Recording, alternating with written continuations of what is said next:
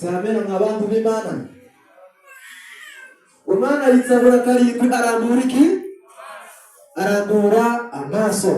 Ni ku murongo Tarasisi. Elisa ahamagara Gehazi aramubwira ati, hamagara uwo mushuramukazi. Aramuhamagara, aramwitaba.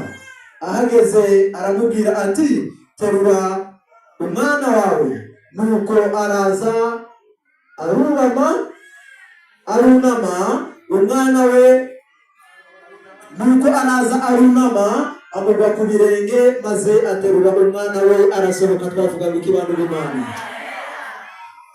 Napenda tuingie kwa kisa kimoja, na hiyo kisa nitaingilia kwa sababu tunajifunza neno moja ambaye inatuambia matokeo ya kufanya nini? Ya kutenda mema. Cyangwa se ingaruka zo kugenza ute? Zo kugira neza.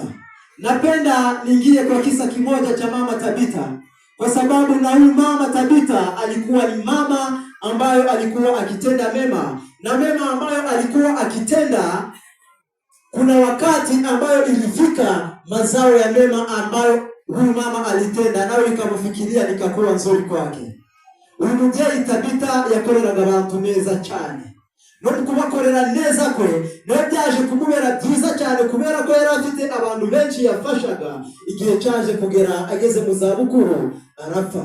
Ariko amaze gupfa, ubwo abo yari yaragiriye neza babonye abigishwa harimo Petero, baramubwira bati, umuntu watugiriraga neza ariwe Tabita yagenje ute? Yapfuye. Ese ku bantu mwakurikiranye igitekerezo by'ukuri, ineza uriya mubyeyi yagiriraga abantu, n'umuntu wafashaga imfubyi n'abapfakazi, akagirira abantu neza atarobanura. Icyo gihe Petero akimara kubwirwa ngo Tabita yapfuye, haje kuboneka ibitangaza byo kugenza ute? Byo kumuzura. Ese iyo bisamo ntabwo yagize neza, yari kubona abamuvugira akaza kongera kubona nabo bikoreshwa binyuriye mu bana b'Imana harimo Petero? Kugira neza si byiza? Ni bangahe bari kuvuga ngo uhereye umunsi wa none tugiye kwiga kugira neza, kugira ngo imirimo tuzaja dukora ije yibukwa n'abandi? Ni bangahe bantu b'Imana? Mukize neza cyane. Imana ibahe umugisha. Imana ibahe iki? Bwira mugenzi wawe ngo gira neza, ineza uzayisanga imbere. Tenda mema na mema utaikuta wapi? Kwa mchana kama na leo naombea nami nikijiombea ili tujifunze kutenda mema, kwa sababu tukitenda mema nadhani Mungu hapo mbele tutapata mazao ya mema ambayo tunatendea wenzetu, na tukitenda mema tutapata mibaraka kufuatana na mema ambayo tunaitenda.